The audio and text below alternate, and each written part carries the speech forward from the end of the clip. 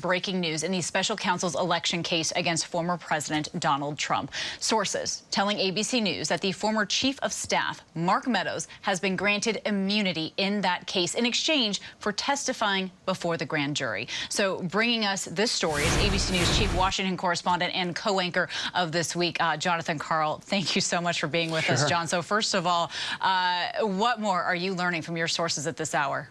This is a major development, Kana.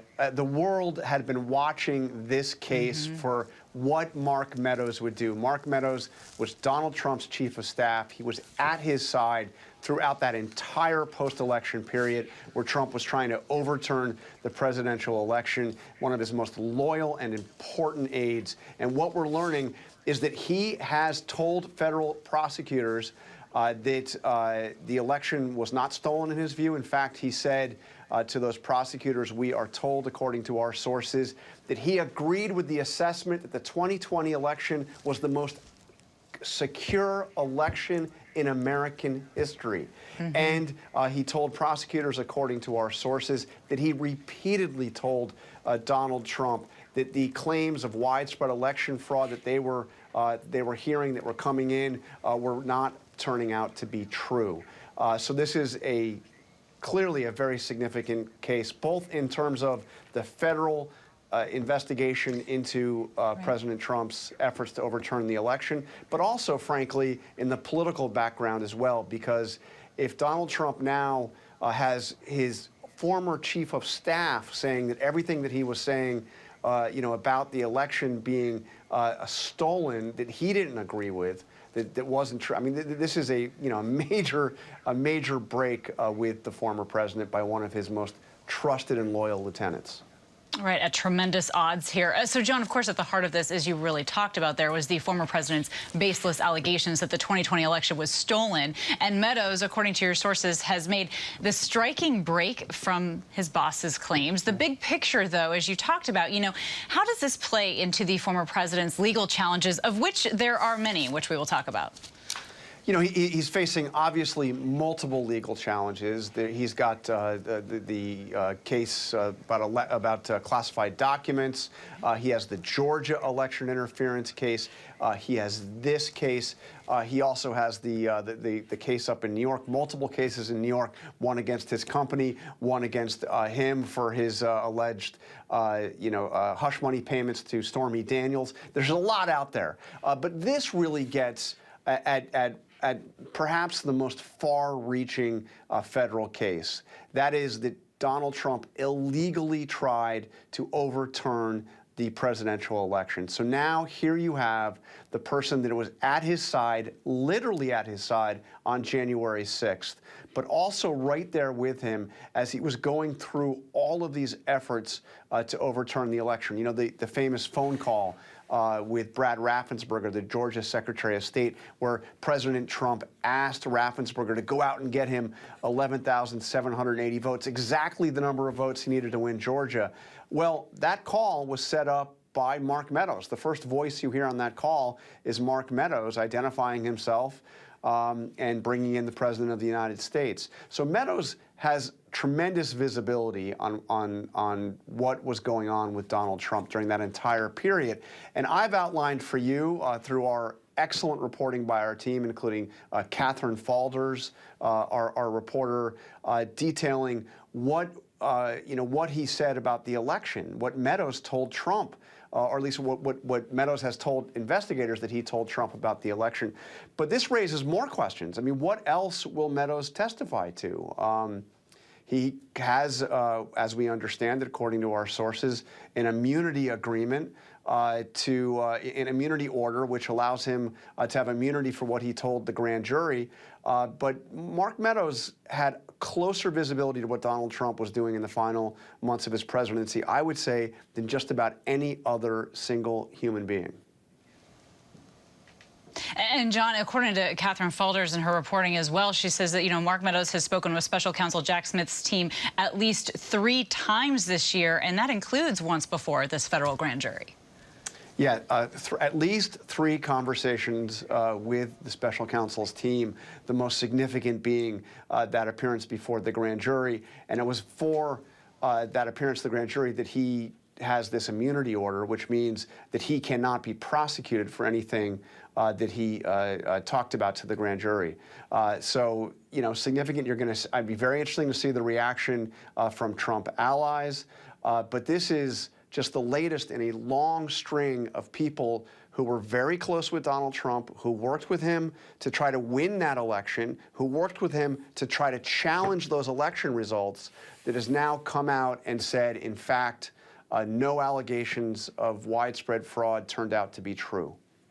And John, while speaking with investigators, Meadows was specifically asked if Trump ever acknowledged to him that he had lost the election. We know that has been a huge sticking point in this case. And according to your sources in this reporting, Meadows told investigators that he never heard Trump say that. Yeah, Meadows specifically asked about what he heard from Trump on this. Said that he never once heard Trump even privately acknowledge that he had lost the election. Right, and that could be key here, right, John, as we move forward, because they would have to prove, right, that he knew that he had lost, believed that he had lost, and tried to overturn it. Right. It's a complicated case. Right. I wouldn't say that that is a definitive thing that in terms of all the allegations of election interference, but it is a key thing that the special counsel is trying to establish, is that Donald Trump knew that he lost and knowingly tried to overturn an election that he knew he had lost.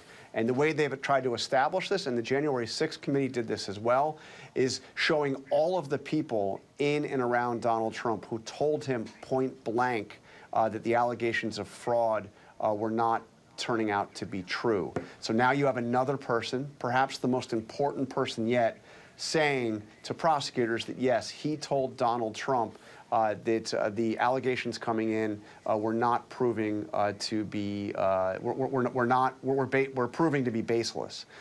So it's another piece of the puzzle. But no, Meadows did not testify that Trump himself ever even privately acknowledged he lost.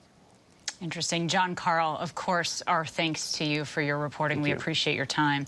For more on this, I want to bring in former Republican Congressman from New York, John Katko, former Republican Congressman from Virginia, Barbara Comstock, along with ABC Senior Executive Editorial Producer John Santucci. Thank you all for being with us. John Katko, let's start with you first. So what is your take on this, of course, this new ABC News reporting here that Meadows said the former president was, quote, dishonest on election night? Well, I think that this whole development of Mark Meadows being immunized and testifying before the grand jury is a devastating thing for the legal team for many reasons. But if you couple that with his 3 inner circle attorneys who have already pled guilty in the racketeering case in Georgia, I can tell you that that's a very complicated mix for Trump to overcome. And I was trying racketeering cases and political corruption cases. You're ready to try the case with nobody cooperating. They now have at least 4 heavy-hitting insiders with Trump that are going to testify against him and talk about this election fraud. I don't see how he overcomes it, especially in the Georgia case, because I'm quite certain the Meadows will be used as a witness in that case as well. So it's a very, very uphill battle, and this is something Republicans better start paying attention to, because Trump's going to be sitting in the courtroom next year with his inner circle all sitting there pointing fingers at him saying he did it. Interesting, certainly. And Barbara, what are your thoughts on all of this? Well, certainly you also have his White House counsel who've already testified that they told him he had lost. Of course, you have Attorney General Barr, who also testified that they told him he lost. What's also troubling is, here Mark Meadows is, he was the Freedom Caucus, and just last week, the past few weeks, he's been up in front of Congress encouraging Jim Jordan to run for speaker. And Jim Jordan, of course, is still propounding this big lie. And so Mark Meadows publicly was writing this book, as was pointed out in this story, propounding all these lies. At the same time, he himself knew that they were lies. So he was making money on these lies. And of course, we know Trump was also going out and making money on these lies, and to this day raises money based on these lies. So I think you could see, charges based on, that he is fundraising based on what he knows are lies. But I think the whole Freedom Caucus that continues to, have death threats against members of Congress who won't support Trump, based on, saying that he won the, he didn't win, that he won the election, and not, daring to say that, that Joe Biden won the election. And if you don't, if you dare to say that, you're going to get death threats. I think, every member of the Freedom Caucus should be held to account, or those 147 members who, wouldn't certify the election. They have a lot to answer for when Mark Meadows, of all people, is now saying that he knew that was a lie.